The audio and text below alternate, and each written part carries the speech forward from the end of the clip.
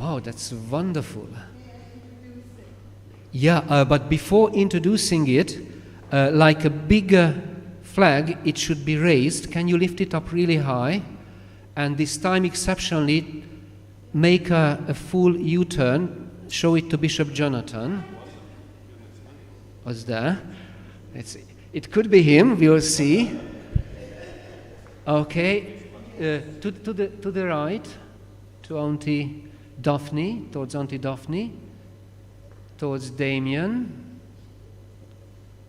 and then to the right.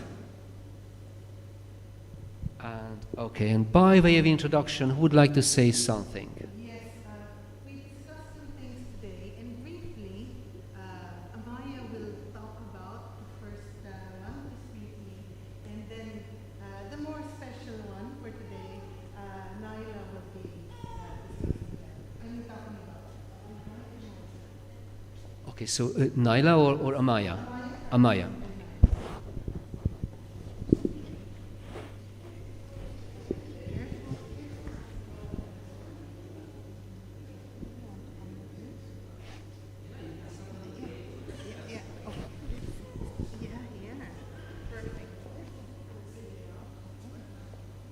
Today's first topic is about talent, and God gave us all a talent, and we should use that talent. We shouldn't show it off, but we should be happy that we have that talent.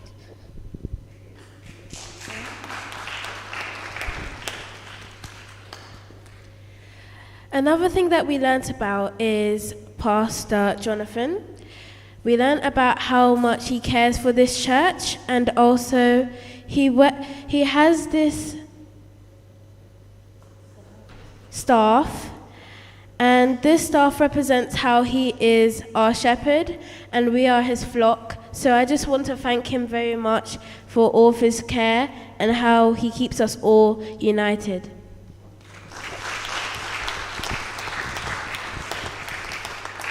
Thank you very much.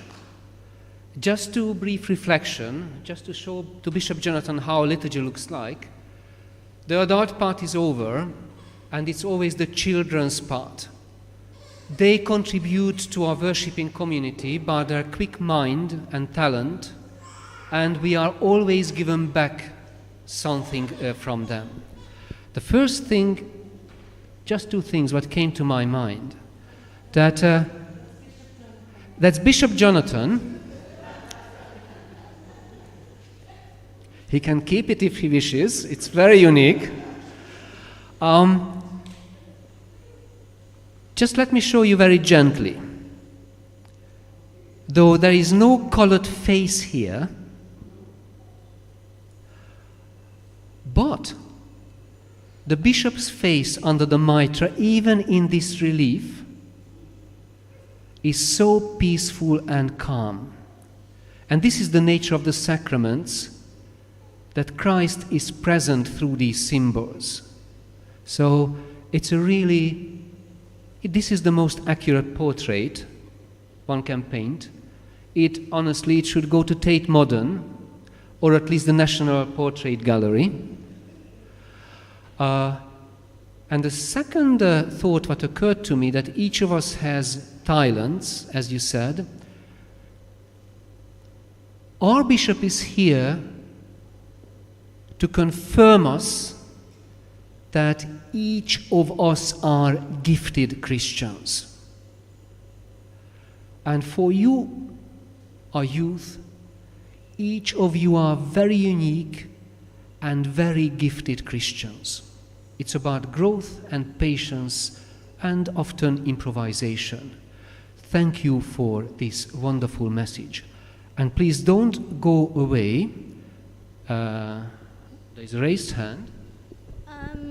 Also, do not put that in the natural portrait gallery, because this is supposed to be fun, and that place is very, very, very boring. So.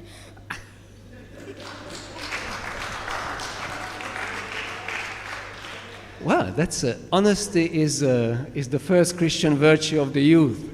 Yeah, the natural portrait gallery is boring because there are not a bishop's representation like this. But thank you very much for your remark. Now, don't go away, because what's going to happen now, if you could take a seat in the first row before a Q&A time, so don't go away. Emma is going to play a cheerful piece for us, and after that, children's question to Bishop Jonathan's is coming. Before all this, before the blessing.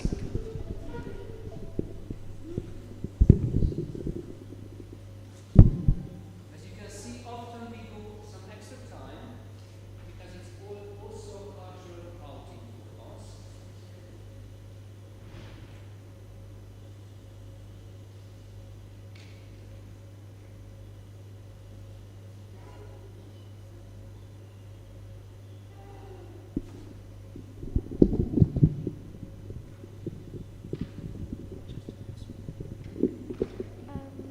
Today I'll be also playing Siciliano Lago by Bach.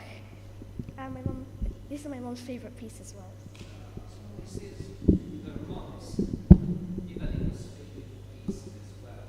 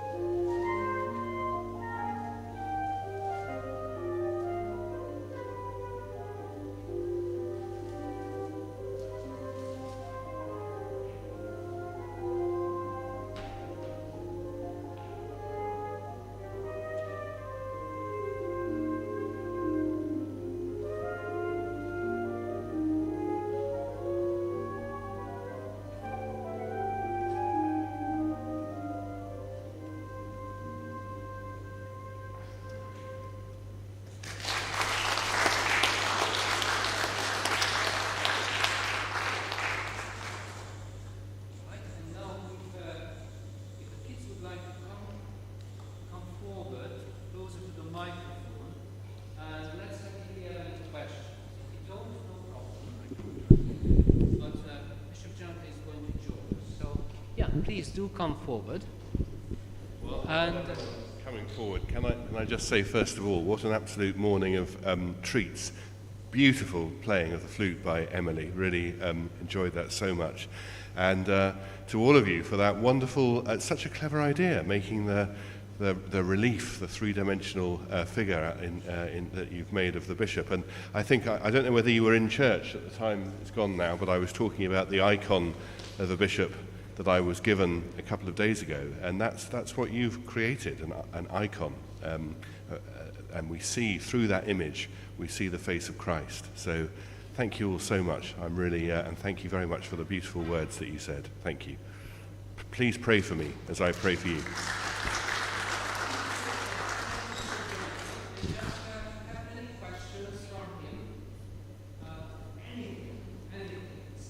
Some of you come on this side, otherwise I'll feel very alone.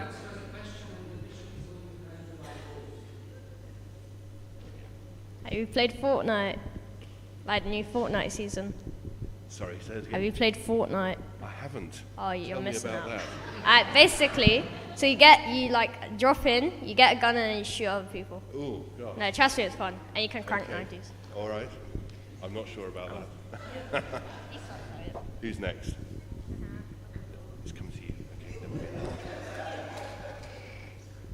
Hello, everyone. Hi there. hello, Nava.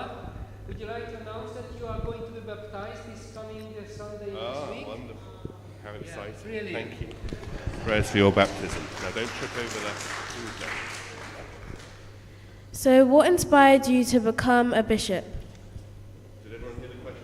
So, shall I better have that, otherwise no. So that's a really good question about what inspired me to become a bishop. So, I mean, the answer really is that you it's not something you ask for, it's something that you're asked to do. So, next summer I will have been ordained for 30 years as a priest, 31 years as a deacon. So I prepared, I felt called to be ordained, and you train, you go to college, you study, and so on and so forth. But becoming a bishop, really, it should be a bit of a surprise, because it's not really something that you ask for. It's something that the church calls you to do. So the only answer is that I hope it's what God wanted, and then you respond to that call. And there's a very, very old sort of tradition in the church that actually, when you're first asked to be a bishop, this was true in some parts of the early church, you say no, and then they ask you again and you say no, and the third time you say yes.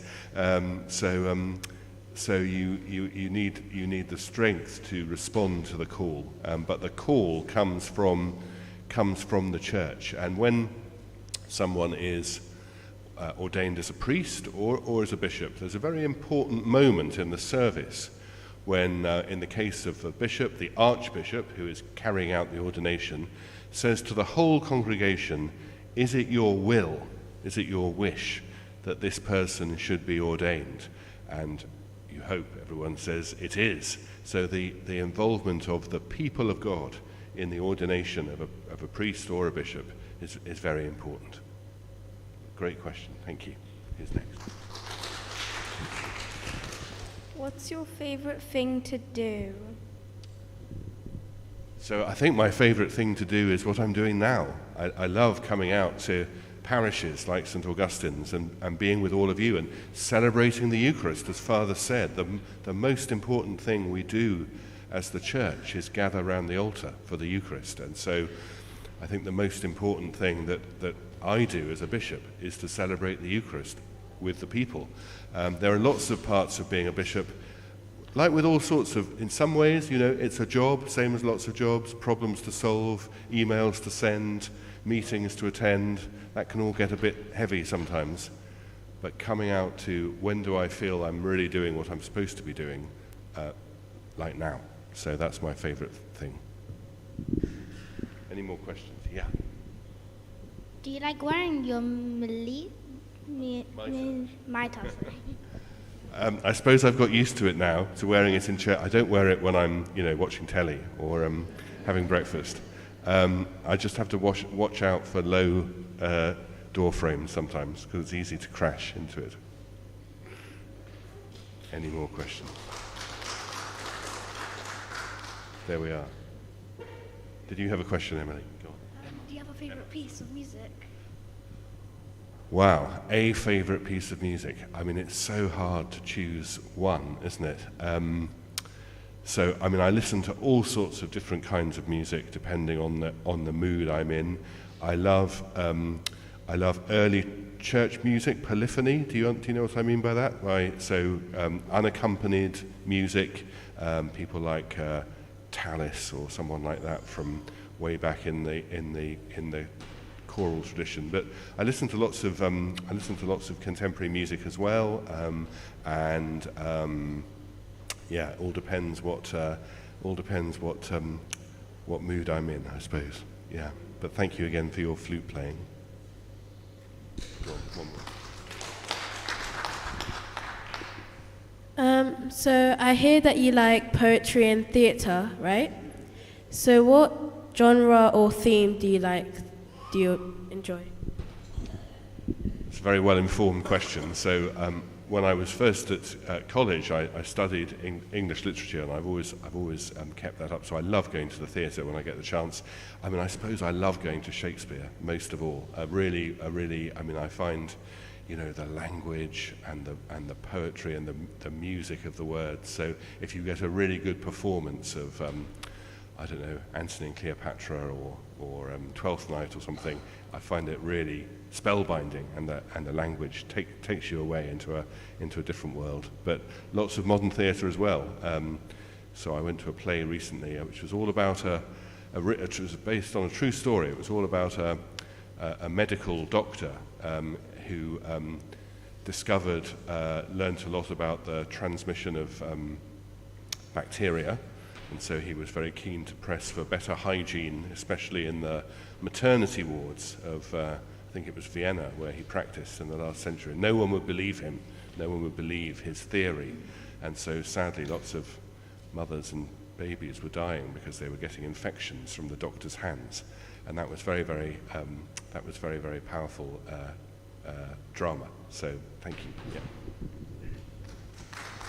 Time for any more? Yeah. Last question. Do you, apparently you like going on walks. Where do you normally walk, or where do you like to walk? So I live right in central London, and we all live in London. It's hard, isn't it, sometimes to get a really good, good bit of green or fresh air. Not much from my front door, but I love. In about 10 minutes, I can get down to the River Thames. So if I'm just at home, I love walking along the river. There's always something interesting to see, I think, on the river.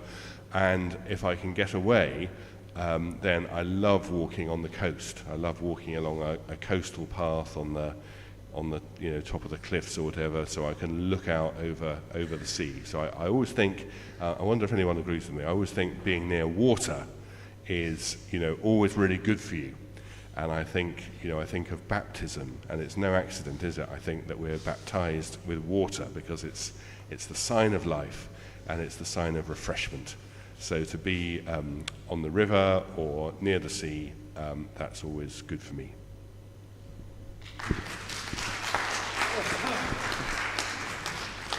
Thank you very much. The finishing part of our worship is about to come, the bishop's blessing. But just before that, I'd like to thank all of you for coming to our worship today. May the good Lord bless the work of all of you, because liturgy, the word liturgy means the work of Christians, and among them the work of our volunteers. A special thank you for those who prepared the church for today.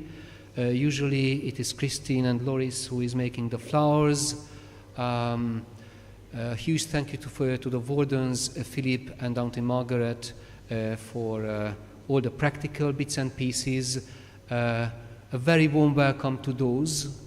A special joy to see those who are members of our community but cannot come that often. So it's really good to see Atta from the good old days. And a huge thank you for all of you who, if I'm not mistaken, will have some sandwiches and refreshments, and all your heart has gone into it. So now the bishop's blessing is coming, and just as a final idea, this is this year's chance to have a photo with the head of the family. So during the final hymn, after the first verse, we can really come forward and surround the altar like the kids did, and we can have a photo with our bishop. I'm going to be cheeky on the first photo. If I give you or someone else my photo, if you guys would all just like to get around and have a photo, I'd be pleased about that.